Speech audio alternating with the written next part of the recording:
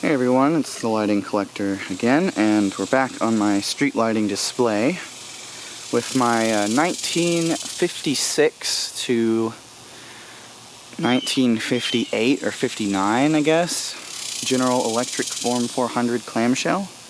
This is primarily made for 400 watt mercury lamps, which is why it's called the Form 400. However, due to the lack of a ballast that actually functions for outdoor use, since the ballast can it came with is dead, I have wired this up with a 175 watt mercury ballast can or box assembly that is for landscape lighting, which you can see right there. So that's weatherproof and safe, which is why I chose it.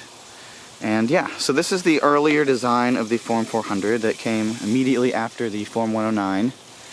This has the more satin looking top or outside of the fixture itself, and it has more of a streamlined kind of clamshelly look, really, or egg look. The newer ones made in the 60s have a bunch of ribs and are usually kind of chrome in color, to be honest. And these are seemingly a little bit less common around me, this generation of Form 400. They used OV20s and a few other clamshells before they really got on board with these. Although they still installed those at the same time as these. They kind of just used whatever.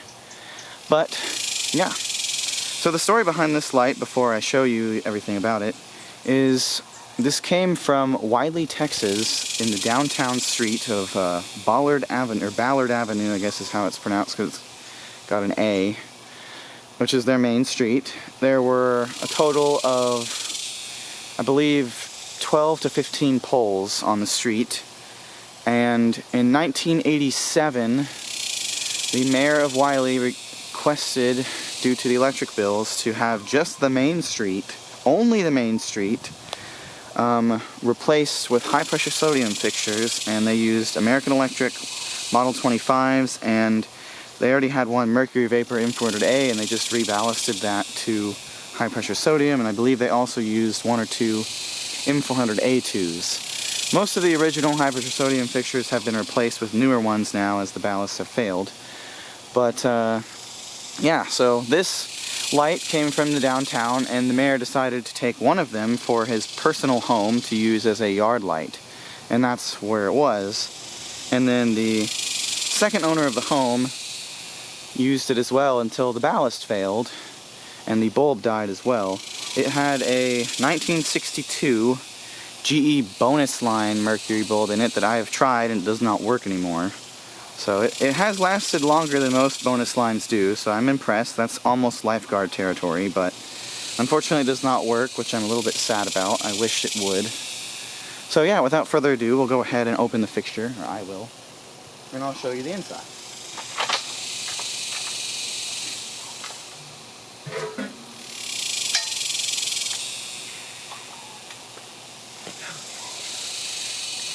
So one thing I don't like about these is the latch. It's a little clunky. Doesn't feel very secure. But it uses the glass that eventually was on the M400, pretty much. Little variation. Here is the, I guess, Alzac reflector. There's a Satco 175 watt clear mercury bulb inside. I will say these are kind of cheaply made overall. I mean, the housing itself is relatively solid-ish feeling. It's kind of mediocre, but this reflector is very thin. It's held on with very chintzy clips that one of already broke, and overall it just doesn't feel as quality as some other makes of clamshells, which is not surprising. GE, while they used to make good products, has been on a steady quality decline for the better part of 60 years. So I'm not really surprised. The Form 109 was also pretty cheaply made overall, and it had a horrible design where the glass was not replaceable. And also it was really hard to relamp these, so compared to the Form 109, this is a great fixture, and overall this is a pretty good fixture, but it just doesn't stack up the same against some of the other competitors, which is okay. I still like these a lot. I grew up with them everywhere in various small towns, and there were even some left over in the main cities around me. up until recently, and I believe there's actually one or two still kicking in the Metroplex somewhere on public roads, but most have died, unfortunately, by now. Not been replaced, they've just actually failed. The ballast, rather.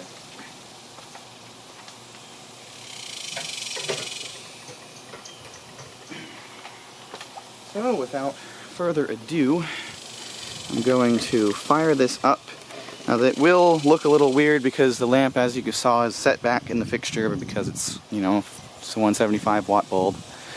But the light distribution didn't really suffer too much. It does have a different pattern than the OV400, but that's kind of to be expected due to the fact that it is meant for, it's more of a two-way glass, it looks like. So anyway, I'm going to go ahead and plug it in.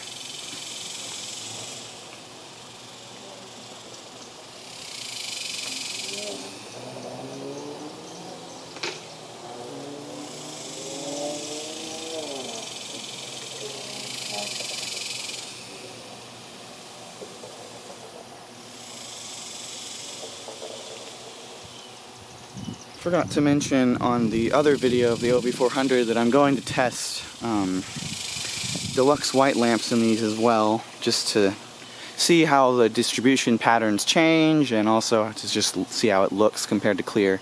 I've always liked clear mercury vapor better, even though I grew up with a lot of coated mercury in the sometimes 1000 watt and almost exclusively 175 watt mercury has been deluxe white with this utility for I'm not really sure how long.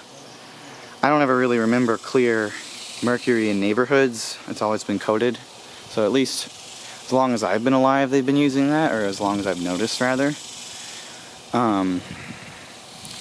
But their 400 watt mercury is almost exclusively clear with the exception of a few. There's actually some fixtures near me that are deluxe white.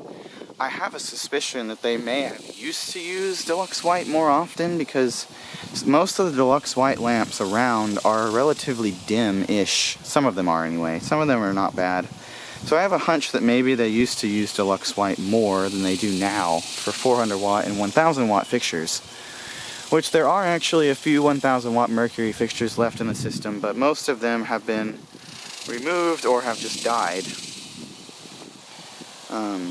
Unfortunately. Garland used to be a big holdout for those at every rail crossing, but unfortunately over time they started to die off because this climate here in Texas, this specific part of Texas rather, does not have any mercy for CWA ballast, and even some HX ballast just can't handle the hot-cold cycles, the humidity dry cycles, the humid dry cycles, everything. It's just very wacky, unpredictable weather here. So we've always had a very big hodgepodge of fixtures. And that being said, that means that a lot of the original installations have been interrupted by newer fixtures for decades now. It's not a new thing at all. But yeah. So I think it's cool to see these in a lower wattage. It still is relatively bright. I mean, it's not as bright as the OV400, but it's still bright enough that it lights up everything and under it quite well. It actually throws a lot of light against the house, which is forward, like directly in front of it. And it doesn't put as much light on the ground below it, which I've noticed that is a common thing with General Electric fixtures from this era to the M400A and a split door series of the 70s and 80s, or the late 60s to the early 80s. They seem to have corrected that somehow with the M400A2 and R2 series, because we have a lot of these, the same glassware basically, kicking around, and Form 400s in other cities. And I've noticed that they just don't perform the same as the other clamshells or cobra heads that are around them.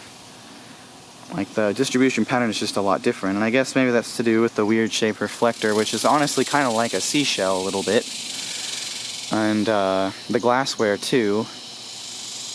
I don't know if they sold different, I'm sure they did, they probably sold different glass types, you know, for different IES distributions, but Most of the ones I see perform the way this one kind of does, but it could be enhanced due to the lamp being set so far back. I'm not really sure.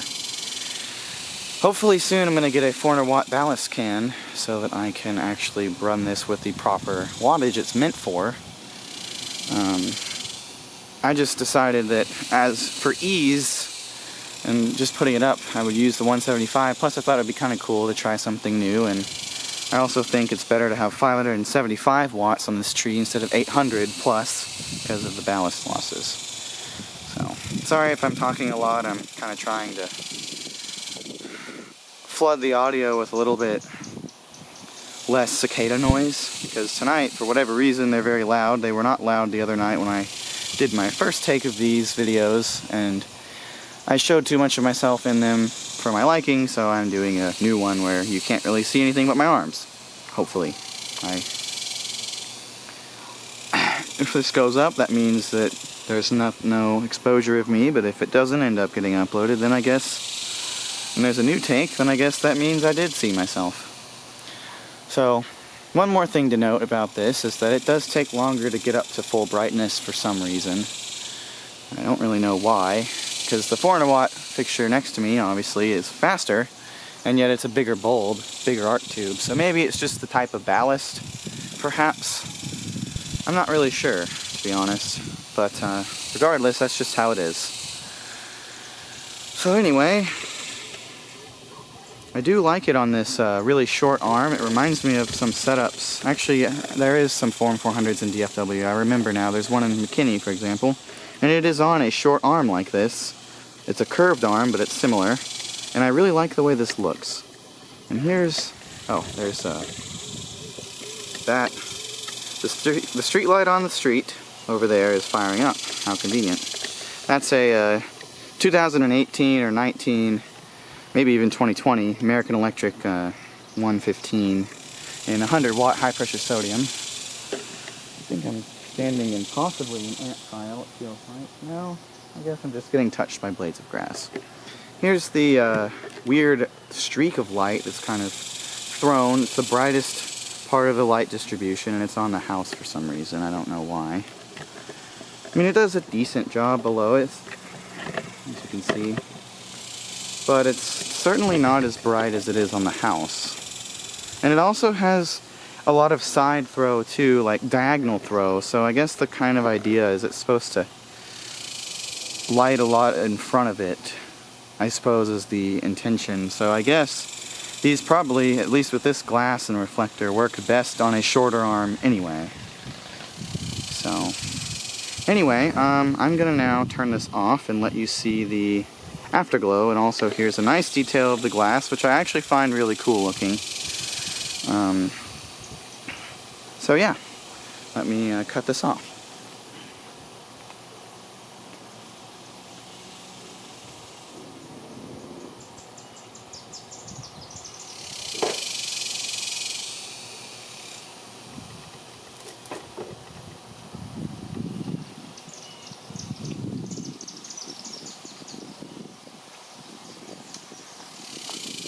Okay, so that is the end of this video pretty much. I hope you all enjoyed. I hope I didn't ramble too much, but a lot of the street lighting YouTubers actually talk more than my other hobby, which is making ceiling fan videos.